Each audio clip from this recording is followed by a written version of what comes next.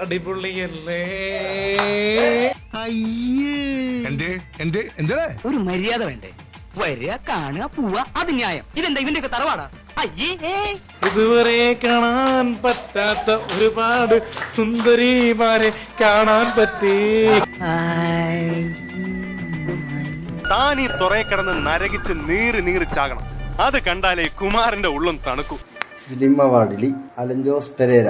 അയ്യേ അതപ്പതരം നീയൊക്കെ കൂടി എന്റെ വില കളയും. എന്താണ് പെരേര പറയാനുള്ള? കഷ്ടപ്പാടിന് ഒടുവിലൊരു എന്താ പറയാ, ഒരുപാട് പേര് ചെറിയൊരു വിജയം. തോലക്കെട്ടിയാനടിക്കും ഞാൻ. അവന്റെ ഡ്രീം മനുഷ്യരുടെ നട്ടം തിരിഞ്ഞ് നിൽക്കുക. അതെ അതെ, വലിയ വിജയം എന്ന് ഞാൻ പറയുന്നില്ല, എന്നാലും നമ്മളെ പോലുള്ള വ്യക്തികൾക്കിടെ ഒരു എന്താ പറയാ, ഒരുപാട് പരിഹാസം ഉണ്ടായിരുന്നു. നീ ഒറ്റ ഒരുത്തരല്ല കാരണക്കാരൻ. ഇനിയിപ്പോ എല്ലാം കൂടി എന്റെ തലയിലേക്ക് വെച്ചോ. അപ്പൊ എനിക്ക് ഇതിൽ ഇനിയും സ്കോപ്പ് ഉണ്ടടി. നിന്നെയൊക്കെ അടിക്കാൻ ആളില്ലാത്തോണ്ട് നീ എന്താ ഇങ്ങനെ.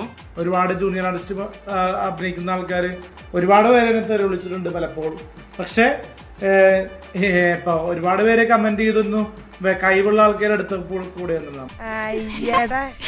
നിനക്കൊക്കെ രണ്ട് പോത്തിനെ മേടിച്ചിട്ട് പാടത്ത് പൂട്ടാൻ പൊക്കൂട മലമങ്കി. നമ്മള് സോഷ്യൽ മീഡിയയിൽ എന്തോ ആയിക്കോട്ടെ, അത് 3.5 വർഷം കഷ്ടപ്പെട്ട് ബുദ്ധിമുട്ടി പെർഫോം ചെയ്തോണ്ടാണ്. പട്ടി നാറി, നിന്റെ അടുത്ത് ഞാൻ എന്തോ ഉണ്ടാക്കാൻ വന്നോ? ഞാൻ നിന്റെ വീട്ടിനകത്ത് വന്നോ? നിന്റെ കുടുംബത്ത് കയറി വന്നോ? ഇല്ലല്ലോ.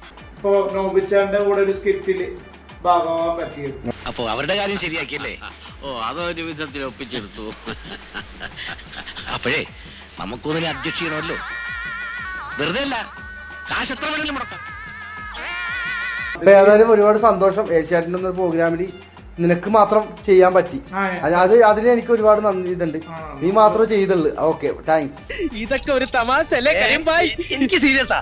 കണ്ട അമ്പട്ടനും അണ്ടനും അടകോടനും ഒക്കെ ഇവിടെ നാടകം കളിക്കാൻ നടക്കണേ.